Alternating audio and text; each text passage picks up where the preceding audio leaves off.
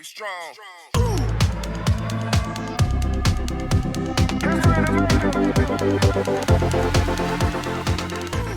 Welcome to Open Run, podcast in which we share a unique perspective on sports in general and youth sports. I mean, youth sports and sports in general. All right, so today we're going to talk about what is the difference between kids that just want to play or kids that want to get better. Yeah, the echo in the back, man. It's the echo. That was my volume. I think we good now, right? Yeah. Not bad. It's a new format, man. Please excuse me. All right, so let's talk about who we have on the panel first. So we have player development specialist of Skill Center Elite Basketball and beyond, because he don't just train Skill Center kids, he trains everybody's kids who's ever willing to come in and get better. You got Chris Ward. All right, so we have the director of Skill Center Elite Basketball, as well as the head coach for Skill Center Elite 5th grade class of 2028, Mr. John Arroyo. You. All right, so we have the head coach of Strawberry Crest High School, as well as the head coach of Skill Center Elite 10th grade. I don't like to do public math, so I don't know what year that is. 11th grade. 11th grade? I just thought it was a 10th. I told you the real team is 11.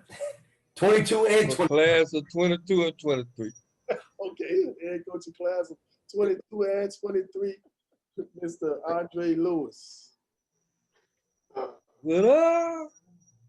And myself, I am the retired head coach of Skill Center Elite 2025 white team. And we just go jump right in. So I know this is something that's near and dear to Coach Lewis's heart. The difference between kids that just want to play or kids that want to get better. What do you mean when you ask that question? Well, kids that just want to play, they just want to play. They just want to, just show up to the gym, shoot, warm up. Don't want to put that extra work in. Really, they think they got it all. The kids that want to get better, these the kids that are going to come to practice. They're going to listen, and they're going to take heed and take advantage of the moment that they have, to get better as a basketball player. And then this travel ball it's really bad in this travel season because it's just kids that are playing. And not saying the elite kids can get away with that. But if you grassroots, don't nobody know who you are, and you still trying to develop, you're undersized and all that type of stuff, those are kids that really need to be in the gym getting that business during the summer.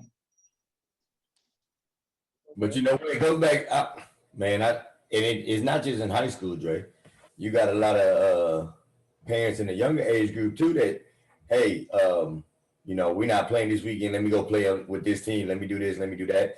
But at the end of the day, like for instance, you just like you say, you play just to play, but what are you getting out of it? You know what I mean? Like, are you working on stuff that you need to work on, or you just out there? Hey, I just want to play.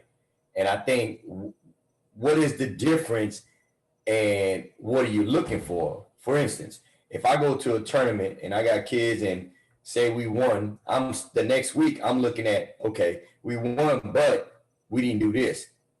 So now we got to work on this. As an individual, I did good on this, but I didn't do good on this. So this week I'm gonna go work on my pull-up jumper because I didn't do that a lot.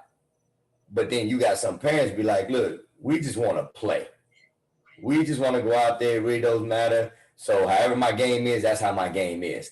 But then on the flip side, you got people thinking that the more you play, the better you become, instead of the more you train or the more you work on your developmental side, the better you come. So what is the right answer? Everybody got their own opinion. Well, if you're not a student of the game, as far as just studying and learning the game on your own, you get that from practice, with your coaches. Learning the little bit of intangible things, which is a lot of kids these days don't do. They don't know how to set screen, don't know how to cut back though, They don't know how to use screens, and just things of that nature. So I'll jump in. So my kid, he does play on multiple teams, and my kid plays a lot of basketball. And is he a kid that just wants to? Does he just want to play? Absolutely. My kid, he does want to play. He enjoys playing, but does my kid want to get better? Absolutely, he does. My kid always asks to go to Chris Ward to train. My son wants, he'll come in and ask me, Dad, can you take me to Tampa Prep? They got the weight room open. He does want to do that, but also too, my son ain't just gonna try to go down the street and play in the Super Six either. I mean, he wants to go out there. He wants to play on the circuit. He want to play against the top kids around, the top kids that he can. And he's doing that, with a group of other kids that want to do that. It's no secret. My kid reclassed, he's a 7th grader. And, he plays 7th grade with Coach Perry with Q6, with the Skill Center I4 Connect partnership team. And he also plays with the Beyond Limits Skill Center I-75 Connect team, but his priority is, the Skill Center. The Skill Center is his primary team. Just to give you an example of what I'm talking about. He played in Atlanta. He played for both teams that weekend. Right? He played 7th grade with Q6. He played 8th grade with SCE. The 7th grade team made the championship game. He missed he missed the first game in pool play because it was a conflict with the 8th grade team. But his number one option is the 8th grade team. So he missed that game. Him and JT, they played with 5. They still won. All right. So, but then that team actually made the championship game. Now, on the Radar Hoops, they had this secret gym that I didn't know about until the end, where all of the media was, the ESPN writers, everybody and their mama was there. And they was all waiting to see this Q6 team that's beating everybody. But that team was scheduled to play that championship game at the same time that the Skill Center had a consolation game. So obviously, JoJo, JT, those guys, they want to go play in that championship game and get that media attention and all that stuff. But, I told my son, I said, you got 2 things in this world. I said, the late, great Tony Montana said this. You got 2 things in this world. You got your balls and your word. You don't break those for nobody. So the rule is he can play with that other team as long as, and it's a partnership with the Skill Center, but as long as it doesn't conflict with what we have going on with the Skill Center. So he played in the consolation game. Now, as soon as the Skill Center game ended, they ran over and played in that championship game. It was like 7 minutes left, and they ended up losing to Black Ops, which is like Carmelo Anthony's organization, a nationally ranked organization, and they ended up losing by 7. Were they upset about it? No, they wanted to win, but they felt like they did the right thing and holding up their obligation, to the Skill Center and not conflicting. So, but it was fun. It was a good experience for them to play against that team. They actually played CP3, who was ranked 9th in the nation. They beat them. JT, I think he went for 33. JoJo had 12 points, 18 rebounds. You know what I'm saying? And those were against some of the top 7th grade kids that was actually older than them. You know what I mean? So that's the reason that they do it. I know a lot of people have questions about it and all that stuff. I know it's a touchy topic, with the Skill Center as an organization, but I just wanted to bring that up and put that out there because my son does play a lot of basketball. He loves to play. He wants to play, but he also wants to get better. That's why he does all of that extra stuff from training, the weight room, to go to Antonio and all of that stuff. So John and I, we were talking about it the other morning, and I was saying we were talking about it before we came on about Eric Daly Jr. and I called Eric Sr., who was my roommate at TCU. I called him today to congratulate him on something his son said. Now, little E don't play. He don't play travel basketball. He works out year round. He plays at IMG, so he plays on their national team. But in an interview the guy that was interviewing him asked him about, people say he's dodging because he's not playing AAU or he's not playing travel basketball. They question his ranking. And little E, his response was, my journey is different than a lot of these guys. Like my journey is not going to be the same as these dudes. Basically, he's saying that all them dudes, everybody can't go where you want to go. So you got to be different. You got to create your own lane. And I thought that was very, very, like, I guess it would be very mature for a 16-year-old kid to say, look, I don't have to play travel ball. I get in the gym, I work out, and the dude was like, so they say you don't want that smoke. He said, look, I play on the national team, IMG's national team. We play smoke every single night. So I ain't dodging nobody. Um, and I thought, like I said, respectful. I'm pretty sure the kid wants to play with his boys because all of them play travel ball. But at the same time, he stated that his journey is different from everybody's. He doesn't need it. You know, I don't see, and I call you to congratulate him on that because I thought that was big of the kid. I don't see the need for a kid 13 years old, 14 years old, be playing 50, 60 games. Man, that's overkill. That's crazy as hell. Just imagine if a baseball player went out and threw the ball that much. Guess what's going to have a lot of wear and tear on his arm. Same thing with these young dudes. When does it give the body a chance to heal? When do they really get a chance to work on their skill set? If they play in 60 games, they're not working on the things they really need to work on. They're really not because they're out there in survival mode, so they're running for their lives, and they're going back on their instinct, what they do naturally. They're not going to be working on that left hand that they need to work on. They're not going to be working on that one dribble, two dribble pull up they need to work on. They're not going to be working little things like that. They're not going to be paying attention to the game like that. They're just going to be out there playing games and competing. So I do ask that question. One, when does a kid's body have a chance to really rest? And when does a kid have a chance to really get better? I mean, that's the biggest thing. When do they have a chance to get better? And what's the need for 60 games in the 7th grade or 6th grade? That's overkill. That's crazy as hell. Yeah, fourth grade, we played the whole NBA season. We played 90-something games. But look, Yeah, that's crazy. I mean, I'm gonna be honest. I mean, I get it because it's an organized game, but I still haven't seen a kid. Like once I started playing basketball, I still haven't seen a kid that played as much as we played. When we got out of school, because see, one thing we don't practice every day. We practice once or twice a week for an hour and a half. And we don't. Well, JoJo has a tournament down there every weekend, but most kids don't have a tournament, every weekend. When I They started, jumping from team to team. right, when I did start playing basketball, we played every day with the high school. Yeah. We practice Monday through Saturday.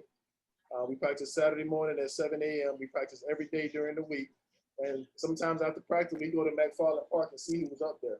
In the summertime, we were out there at McFarland from 5 to 9 every day. Or if they opened that boys in West Tampa Boys and Girls Club gym, we were in there every day from 5 to 9. You know what I'm saying? So I still haven't seen a kid to play as much as we played. No, but it's different. It's different. I mean, It's different. You're playing. because it's organized. It's different. You're playing. We did the same thing. We did the same thing. We played, but we worked on our craft too. But you didn't. You say your basketball team, your high school season wasn't year round. See, you didn't have with high school basketball, and we were ranked #1 in the state, Mm-hmm. my junior year and senior, so we're really good. But we looked for the summer. There was no fall basketball. There was no spring basketball. For us, it wasn't. We had summer, and we were happy as hell to get in the gym. But we also played other sports. We did other things.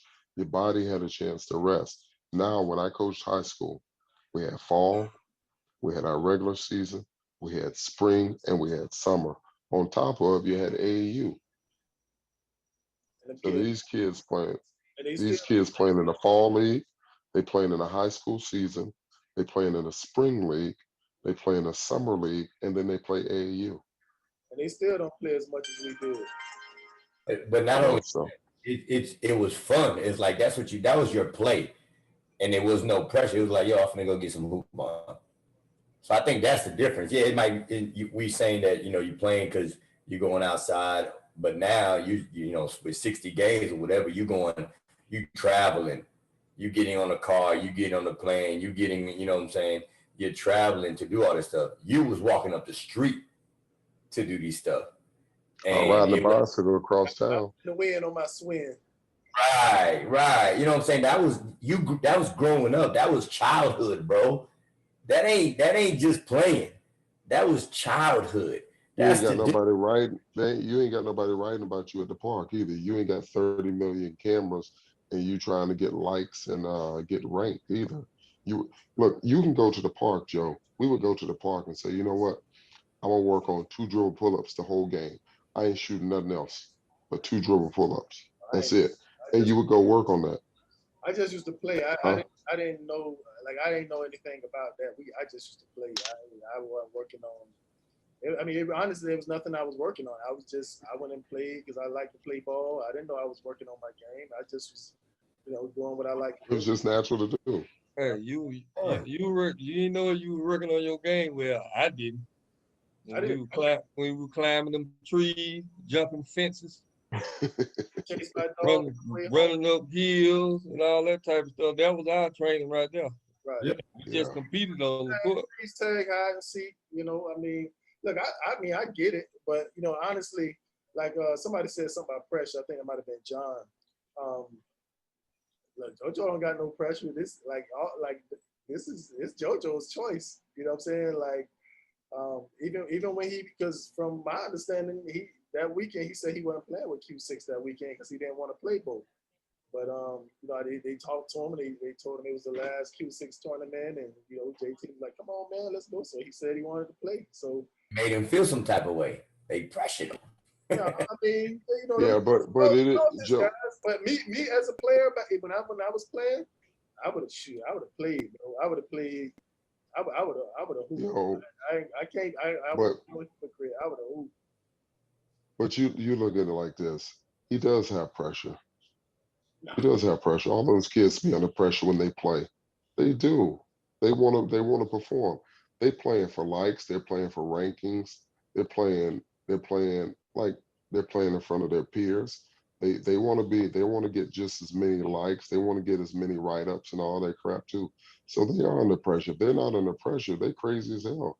You can't tell me one kid that's not under pressure playing Look in this AAU stuff or travel ball stuff. when I come with the camera and do the little media stuff or whatever, I know that I can tell the kids who try to put on a little extra for that.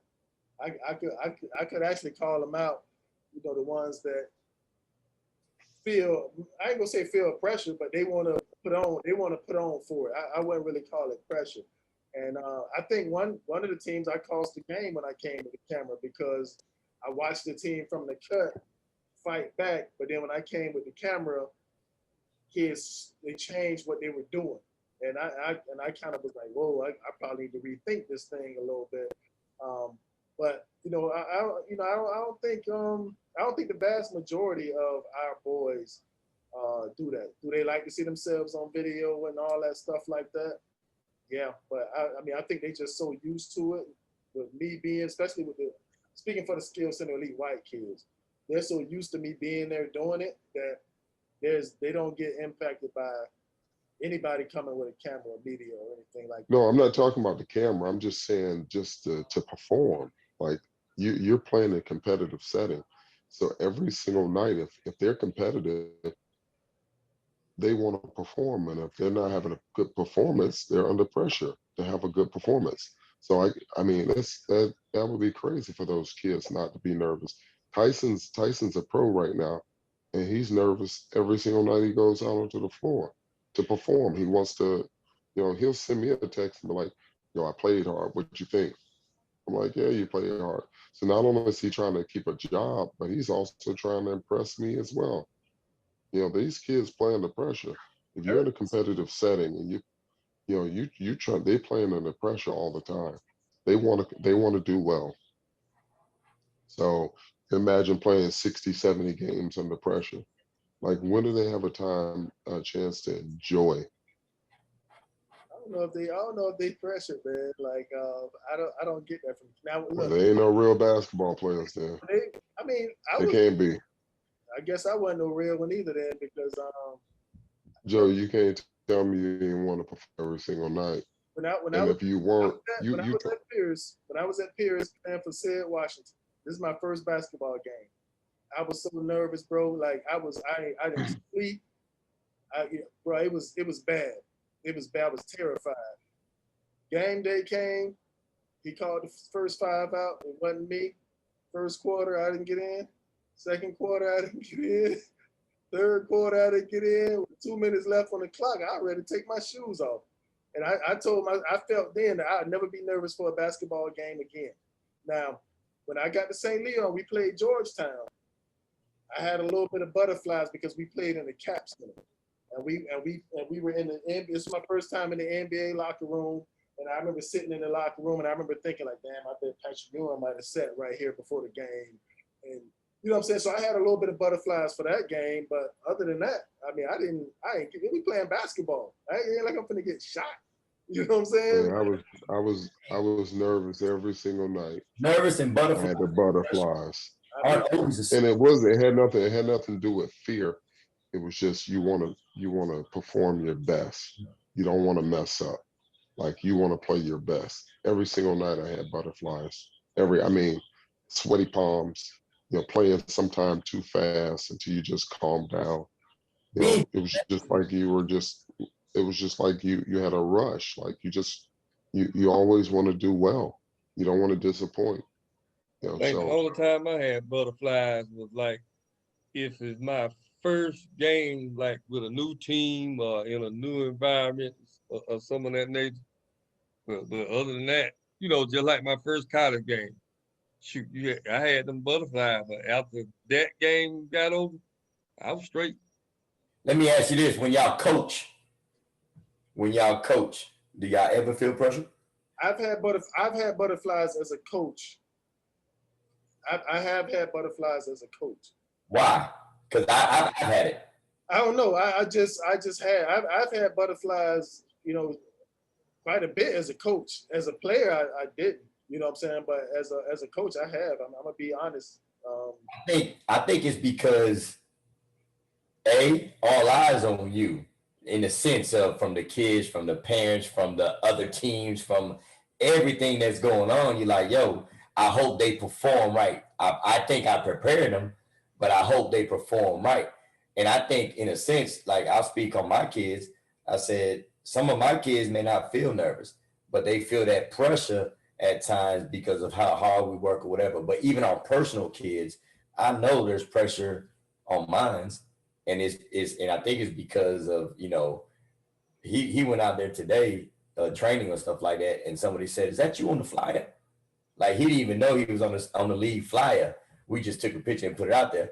But it's like, so it's a different type of pressure. It's a different type of all eyes on you. But as a coach, there is pressure. Shit, as a competitor, you get mad or you get so hype and so mad. And I think it's because some of it is pressure too.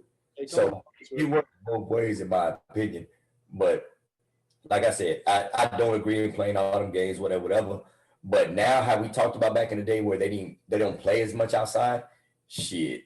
I love what I see driving home from West Tampa every night. That court right by West Tampa is packed every night. And once the summer hit, oh, I'm finna drop Junior there and we're gonna watch, or if he gets to play or whatever. So when we say that these kids don't play outside no more, it's because they don't want to. Because that's, in my opinion, that's where you find your game. I think I had butterflies as a coach because I'm not in control. Like this is outside of my control. This is them out there playing, And I'm just trying to pull levers to, you know what I'm saying? Like as a player, I can go out there and control that. Yeah, I have control over certain things. You know what I'm saying? But give me real quick.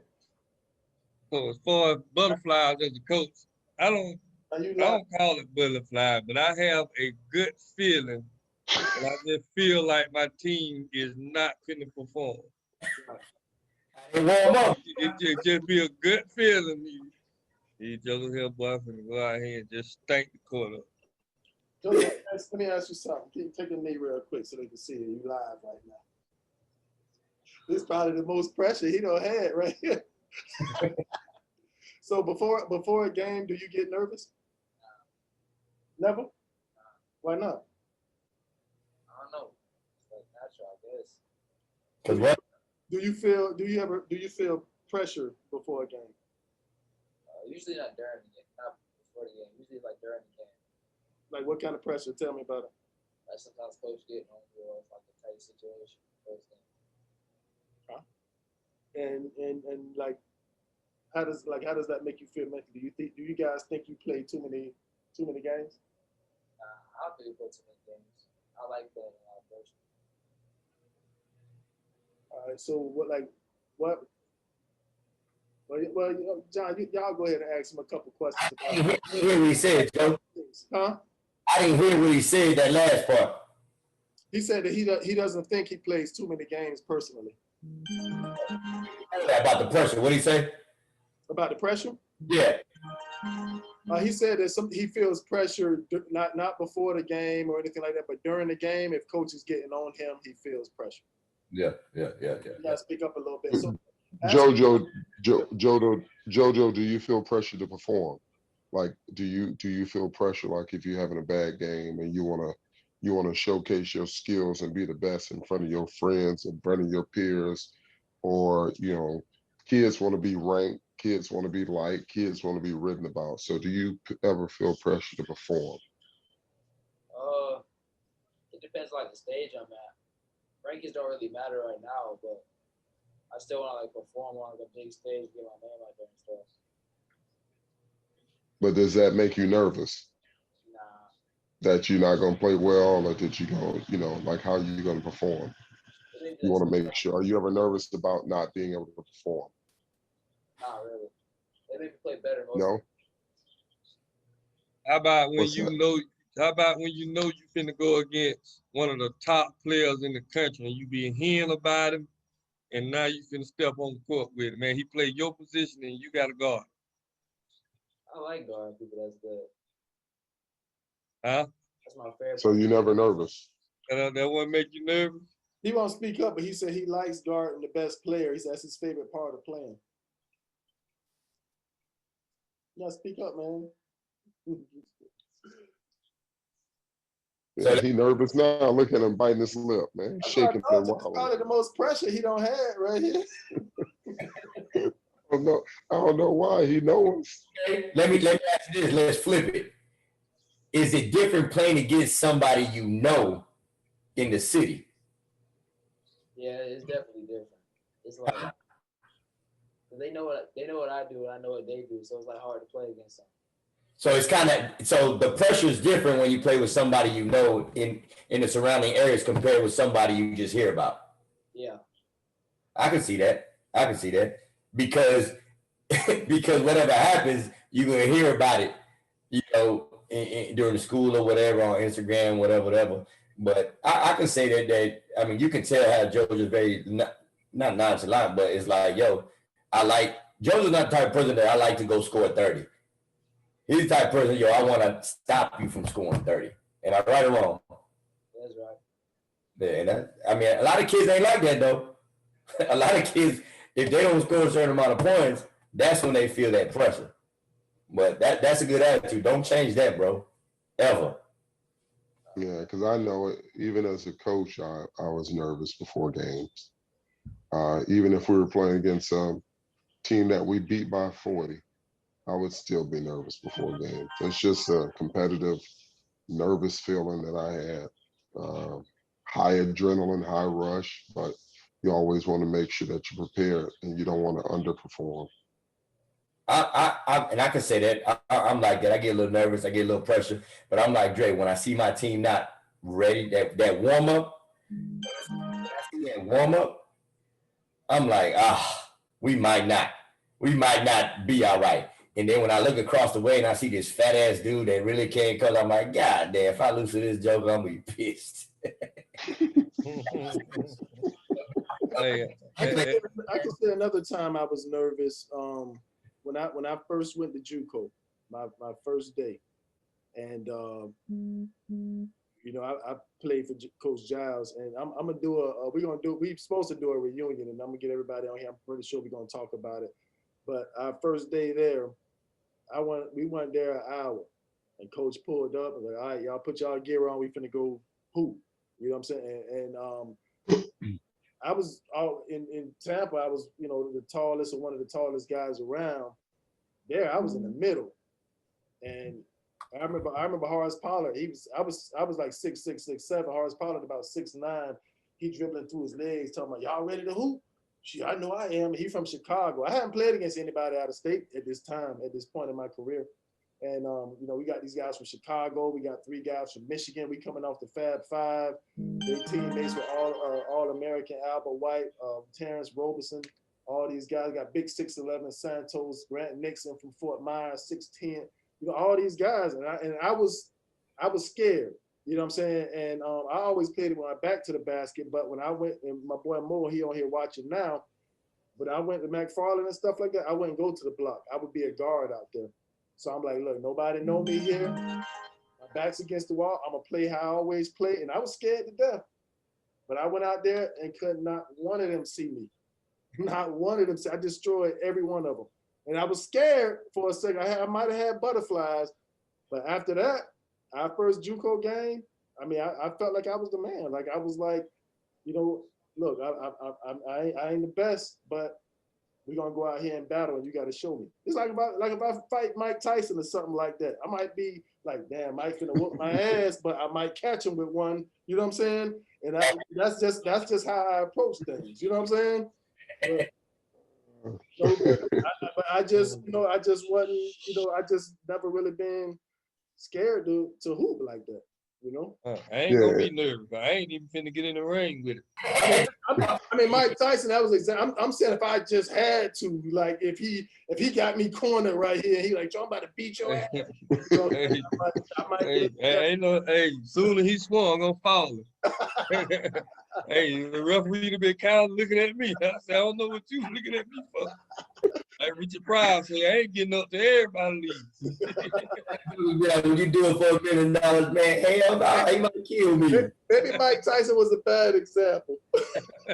Hey, nah, man. It wasn't, and like I said, it wasn't even a thing about being scared. It was more just being nervous, making sure you want to perform. Like you don't want to, like I said, I want to perform. I want to play my best.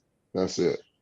You know, and sometimes you get those, I mean, you're talking about being on a fast break and you throw that thing off the backboard because you just so pumped up to perform and you don't want to mess up. So been there, just be there a lot, man. But let's to the main topic. We went left and right and then busted a U-turn. But real quick before we get back on track. So I honestly think the reason that, and I know John talked about it when we were in 3rd grade, the young teams don't need to go out of state. That was one of the things that you said. But I always felt like I wanted them to get out there and see everything. So by the time they get to high school, and if they are playing in front of a college coach, they have seen it all before. And the schedule that we've played over the years, there's nothing out there that JoJo hasn't seen. I mean, they've been playing against Jameer Jones. Look, I was known as a high flyer in high school. This boy in the 8th grade, and he's doing stuff I could do at no point in my career.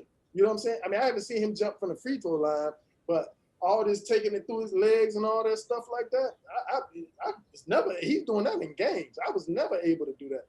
So my question to that is, 1, I don't even know who the hell that is.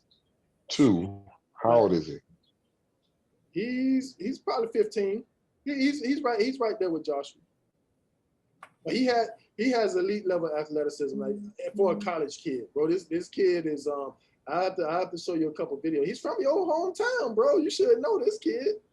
But he, but you know my point being, but JoJo, they've been having to be worried about getting dunked on since they've been in the 6th grade, 6th, 7th grade, guys coming through dunking. You know what I'm saying? Like I didn't have to deal with that until I was in high school. You know what I'm saying? Yeah. I believe you took 2nd graders and 3rd graders out of state, bro. I would never do no shit like that. I wouldn't take no 4th or 5th grade team out of state, but that's just me. John's, I ain't take no 6th grade team out of John's first state. tournament with Junior was in New Orleans, man. John being sarcastic. Hey, they was in the 2nd grade. The first tournament was in New Orleans. But that joker was talking about, yeah, no team should be going out of state. Yeah, 2nd grade they playing. You done lost your mind. But Junior and those guys, man, by the time they get in 8th grade, they're gonna have seen it all before. There's nothing that you can put on that court in front of them that they hadn't seen before. You know what I'm saying? And Bro, and the only reason my team in the 7th grade went is because John was like, yo, you should take your team. I wasn't going nowhere out of state. I'm sorry. Problem with it now, of course, you know, Joe knows I took my team to 2nd grade. We've been to 3rd grade. I think we went to Maryland, right? In 3rd grade.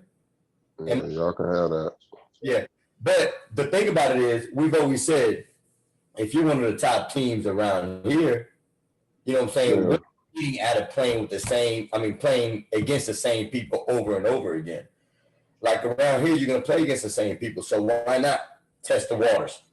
So that's the tough part. yeah, I mean, I agree with that. Yeah. I don't, but go ahead. Yeah, because some kids develop, at different stages. It's just like the kids that probably good in 2nd grade, they eventually by 5th grade, they be done plateaued out. And the kids they beating up on, they're still developing and growing. And I see a lot of kids that I have seen on the circuit, back when we were going 4th and 5th grade. Now they're in high school, you be like, dang, that dude's gonna improve. Bro, if people would have seen, and me and Joe talk about that, if people would have seen Joshua Lewis and JoJo Fryline, in the 6th to 8, they probably did say the shit. And I'm like, all right. And I was one of the ones, I was like, all right, shit, they said it about Tyson. They said clown Tyson. I'm like, all right, just wait and see. Some people peek out. Tyson wasn't no deal on no circuit.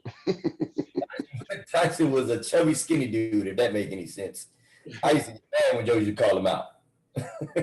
But also too, when I remember when we were in high school and even when I was a kid, my dad wasn't going to take me to play no basketball. And I can say this is where I lived through, not JoJo, but all the kids. I kind of can live through them a little bit. I remember Eric Hayes, Andrew Frazier, Rodney Mills, Rodney Lane, all of them guys, Warfield, God bless the dead. I remember them always talking about the small fry trips they took, how they rode on the train and they went to Chicago and they played against Racine, and they were talking about the Puerto Rican teams that came and they went here and they played them, and the kids from Puerto Rico was dunking. They didn't know how old they were. And they played on the lower baskets, you know what I'm saying, back then. And I remember that. And even when we were grown and Eric Hayes and Derek Smith were living together, Eric had his photo album. He had all them pictures of all them stories that they were telling. And they never forgot that. We were grown and they were still telling them stories about how they played in Racine and all that stuff. And hearing Chris Hockley and them talk about how they went to this camp and that camp and all that stuff. We were grown, they were telling them stories, Leo Murray and all of them. And, and I want my kid to experience that. I want him to have that. I want him to have those stories. Like, they'll never forget these times. They'll never forget when they went to Maryland and played in the MIT, or they'll never forget when they went to New Orleans and played in the Super 60.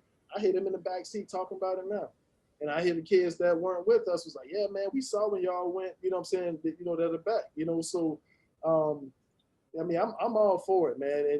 And kids learn from traveling. and we try to make those trips educational when we do go out of town. A lot of times, where they go see things and cultures. Like this trip we just took to Alabama, man. Look, I seen some cultures, man, some stuff up there, man. I was like, man, let me go get my my thing. Like we was in some hell of a spots, but but it's a good experience. You know what I'm saying? And they get to see a lot and they learn from that stuff, man. But, Well, I think people forget too. Well, I mean that's definitely the plus side of travel ball, and I think some people, some organizations, some coaches, some people they just create teams just to create teams, just to play basketball or just to say, hey, I'm gonna beat this team this weekend, and then next week my team is different. But the reality of it is, I told me and Chris talk about all the time. We built the skill center off of what we wanted and kind of like what we had in growing up. I tell people all the time, I got a small circle. When I walk in the gym, you see 5 people, 6 people. Me, Junior, Janae, Jennifer, my dad, and my mom. Like, that's who I roll with. But I do that due to the fact that I grew up in a military background. So I moved every 3 years. I'm not like y'all, that y'all got to grow up in y'all same city, went to the same schools as your friends. Like, I didn't have that, So I made it a point when I met Chris and we created this thing. And then when Chris brought up the idea of SCE, I said, man, if we're going to do it, we're going to do it for something special. Like, it's going to be an organization where it's going to be family. It's going to be culture. It's going to be where we go to each other's parties, like friendships, bonds. And I think that's what Joe's talking about, is like, this is why we do it. Like, our kids genuinely like each other. So we didn't build this to say, hey, we're going to be the national champions. Shit, the Jokers that win national champions, they got 30-year-olds on the team. Let's keep it 100. So that we not winning no national title. It'd be great, but at the end of the day, we do this for other reasons.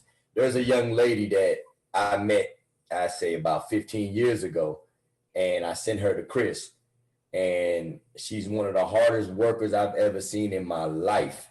And she played college ball. She played D1 D1, right, Chris? She played D2. D2, but she was a hooper. But at the end of the day, our proudest moment of helping her out, she's a lawyer, bro. Like, she's one of the finest lawyers in DC. And it's like, that to me brings more than a kid going to D1 and sitting 3 years and playing 1 year and then getting a job. I mean, it's just that's why we did it.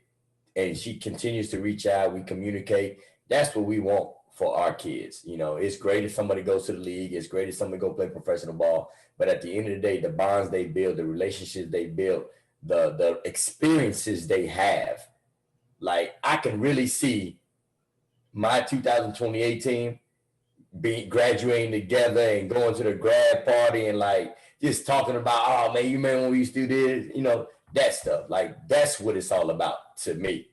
Some people forget that. Some organizations forget that because they're about winning that trophy. Well, that's what happens when you have kids playing on, several different teams. They're not able to create that bond either. Like, one thing I wanted for my kids, I wanted my kids to be able to go to the movies together. I want my kids to be able to, like, in the off season, like, I wanted to be able to, like, be cool, like, be homies and still be able to compete. But they know each other. So you're talking about having a great relationship. You play well on the floor together. So we didn't always have the best players, but we always had one of the best teams. And that's something that I wanted to create. I can never control a kid and who they play for, where they go. The only thing I can do is control Tyson. One thing I knew with my teams, we weren't going to play in more than 8 tournaments. We weren't going to play in more than 8 tournaments. That was just guaranteed. We were going to get in the gym and we were going to work out 2 to 3 times a week, and that was going to be their tournaments. Like, I wasn't doing all that. There was no need for it. Kids need to learn how to get better. That's it. They need to learn how to get better. And you teach them. You go and play in games so they can see themselves getting better, and then they can come back and they can work on this and say, okay, let's go. We got a game this weekend. Let me work on this. Like, that's what it's for. But right now, if you get to a high school kid, when does a high school kid have a break? When do they have an off season? They get a whole bunch of them from what I see. There's a whole bunch of 'em. I know mine got a break. No, I'm just saying, like, well, my kids didn't have a break. You know, we went year round. That's because you're a slave driver. Hey, yeah, that's Nah, we stayed in the gym. We do three times a week, you in even the in the off control of your season. schedule. Look at the success y'all had too, though. You know what I'm saying? You can't, you know what I mean? Look at all the But it was, y'all had over the years. Your team was very skilled from 1 to 5, all of them skilled. and that's all I'm saying with Joe, the kids. I ever wanted. Hold on, Chris. Name one kid from that team that somebody really like, man, you need to come over here with us. That's the crazy part. I mean, I think I would think that they were trying to go after some of their kids. I could see people going after Tyreek, Warren, Christian. Bailey. I mean, he has some talent, bro. I would say Christian was the only one because he was a little bit more flashy than everybody else. That's it. Nobody coming after Warren, no disrespect. From what I like, I would have went after a lot because I like bigs that can do everything. I like how Warren played. You know, I like how Denari played. Like that's the type of player I wanted to be. My favorite player, like who I wanted to pattern my game after. Like a lot of people would throw these superstars out there and stuff. I wanted to play like Derek McKee, and most people probably don't even know who that is. But that's who I wanted to hoop like. And I used to watch Derek McKee, and I remember like every time he scored, he'd run down the court, he'd look over this shoulder, and then he'd turn around this way. Every time he scored, he did. I used to watch him like that. You know what I'm saying? And but you know what I'm saying? Like, and that's the kind of player I like. And Chris had those Swiss Army knives type of kids with a lot of length that could play multiple positions, guard multiple positions. So if I was recruiting to try to put a team together, I would have went after a few of the kids that pieces. You look at the game different. A lot of these, say for instance, if we talk about travel ball, they look at flashiness. You see what I'm saying? None of those kids you mentioned, they are what we call the others, for lack of a better word. Mm-hmm. And the only flashy one was Christian. The other ones did their job and did it well.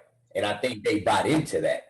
But there's nobody that went out there. But imagine if they did or whatnot, I don't think they would have had the same success as they did with Chris.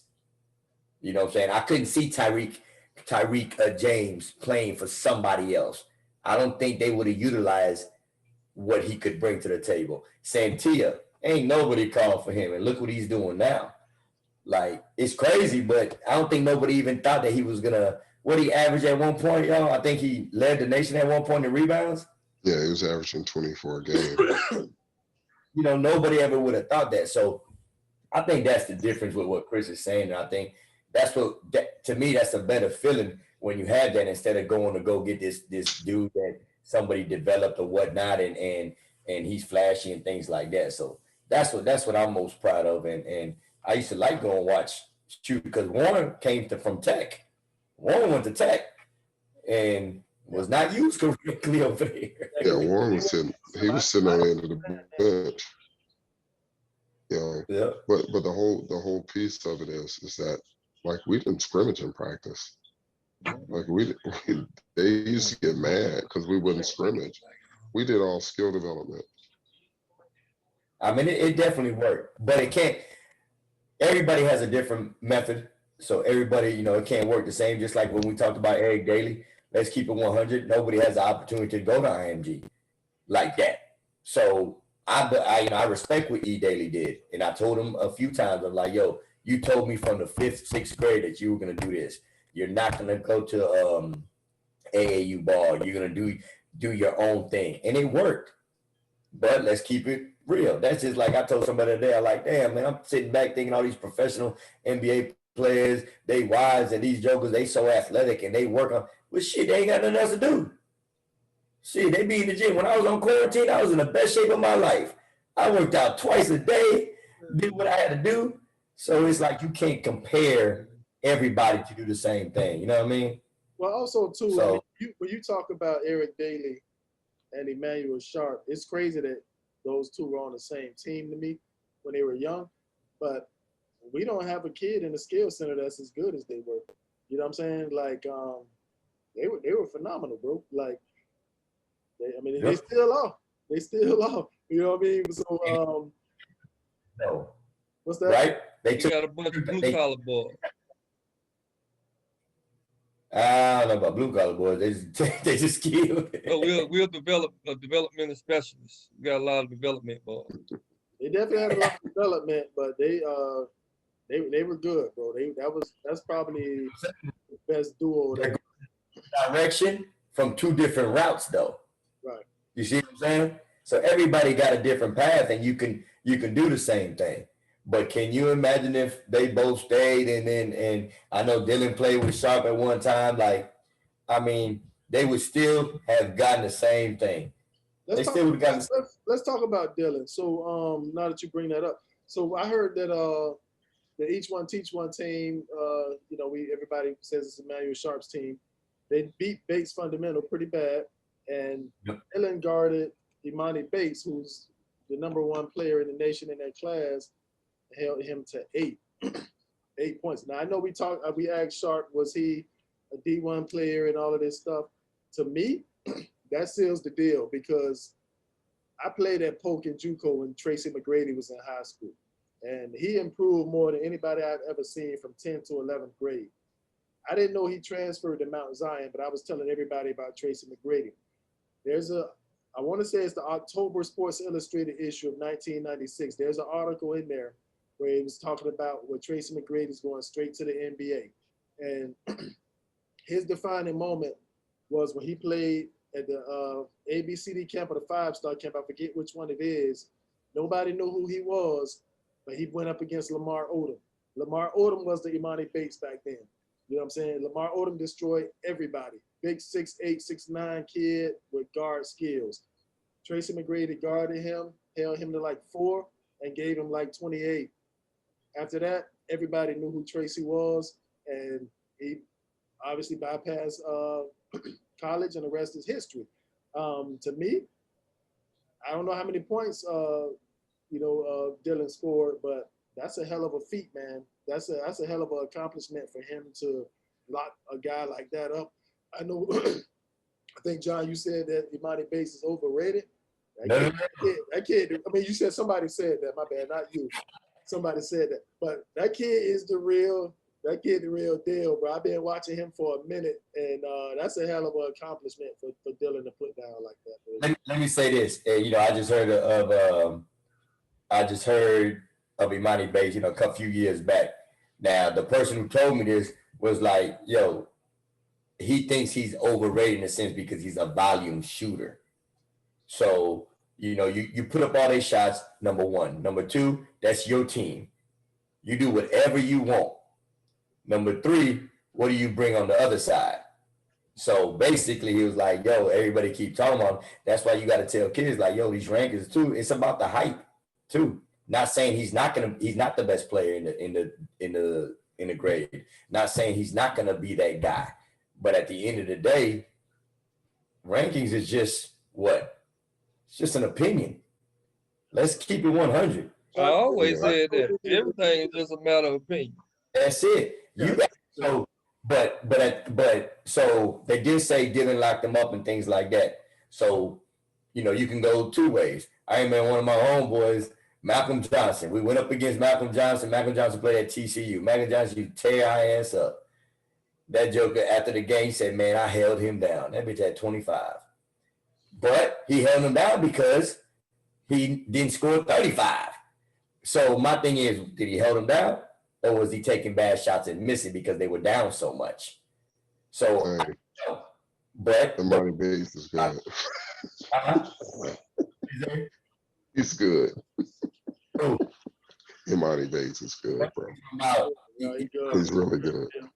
Sharp told me, he was like, man, that kid the real deal. He said, I'm getting around a lot of basketball. He said Imani Bates is the real deal. He told me that last year. That kid is good. I watched him play. I mean, they say the white boy is one of the best, is the #1 player coming out. Talking about he can go straight to the draft. Them that say that's some idiots. There's no way that white boy can go straight to the draft right now. No. Why you gotta call him like that? Who, them jokers? Them jokers are like that. Y'all know what I'm talking about. That dude, Chet Holmgren, he tough. Yeah. But there's no way he's going into the league doing what he's doing right now. Let's come on. He's good. Yeah. I wouldn't compare him to Dirk, but They're comparing him to Kevin Durant. KD, he's a pretty skilled kid, man. I mean, I ain't saying. I mean, I don't know. I don't know. And Dylan Mitchell had 16 and 12. Yeah, I see Dave put that in there, 16 and 12. Last year, Emmanuel had 40 on Bates. So are you just a scorer? Again? No. Last year. I remember he had, I think, 50 one time. He had 40 once and 50 the second time or something like that. So, I mean, like I said, that's all they talked about. Did they win it? Didn't they win it? Each one? Oh, no, they lost to somebody that said they were some dogs. Yeah. The Legends or something like that? Yeah. Hey, there's a lot of talent out there, man. I'm just, I'm just excited to see it, man. But So is he a four? Is Dylan Mitchell a four in college? nah, man, he can play three. He can play small forward. He can play small forward. He can guard the 2, 3, 4. He probably can guard the 1. Yeah, that's what he said. I saw an interview. He said, I can guard the 1 to the 5. He compared himself to Greek Freak. He said that's how he patterned his game after. And the dude interviewing him said Sean Livingston. Hell of a That's guy. a good comparison. Strong as hell. I know that. Mhm. That's good, bro. Like, proud of him, man. I think the best thing is that he took the challenge. Yeah. I don't think he would have took the challenge a couple years ago. No. I think he's a lot more confident now from what I even see in some of the highlights and even the game that I seen him play. Like he want the ball, you know. Yeah, I think after he got dunked on the All-Star game, I had to have that little talk with him. So stupid. Oh boy. Cowboys, wow. So he did say he got to work on his jumper, but do you think his jumper Yeah. is just confidence or he just what is it? I think he's a lefty. I think it's just confident. I ain't seen too many left hands that couldn't stroke. Well, he with the right guy. Yeah. He with the right guy to get that jumper straight. So he better reach out and get in the gym with him. That's all I know. Yeah, that's the biggest thing. Deep. You say you ain't never seen a lefty with a nice jumper? I Charlie said, Bradley. But James Harden, ain't James Harden the lefty? No, he said he ain't seen a lefty that couldn't shoot. that really couldn't stroke. Okay. Gotcha. Ain't too many of them. You're right. Really? Man, lefties can stroke it, boy. They might can't throw, but they can shoot. All right, y'all. I know y'all said we was gonna go short today, but we went long again. Yeah. But no, it's good. I think this is good. It's good conversation. Yeah. You know what I mean? You know, it's just everybody's different. You know, if JoJo gonna play all these games, he gonna try to get out there, but he ain't gonna be playing no games locally in the Super Six with no other teams and stuff like that. You know what I'm saying? If he gonna do it, it's gonna be worthwhile. It's gonna be with the 2026 age group, the younger age group, and you know, I mean, the tournament in Alabama wasn't great. It usually is, but it bombed. But I heard there was cats out there in wheelchairs and shit, man. they ran through them. I was gonna go home, man, because I was like, man, look, they did the championship game. I ain't gonna get home at 3 in the morning. I can leave now. Get home by 10. We stayed, you know, balls. We got our balls and our word, man. We don't break them for nobody. Yeah, what it is. Yeah. But I get it. You know, JoJo like to play. I mean, he trust me, he get his rest. The boy got a damn shooting machine out there. He ain't have no training today. I think he did weights at Tampa Prep. And he came home and laid down. That machine ain't come out. I'm gonna get my damn money back. You can donate it. You can donate it to the new gym. All right, man. Hey, before we go, Yeah. so you know the words be coming out on the thing on live on Facebook, don't you? Yeah, I see it. Yeah, every time I talk, boy, it be like peanuts. Charlie Brown. Man, look, it do me like that too, man. I be like, No, I don't see that. Wah, wah, wah, wah. Like Charlie Brown. Well, All right, man. all right, gentlemen. All right, man. Yeah, have a good one. Later. Be strong.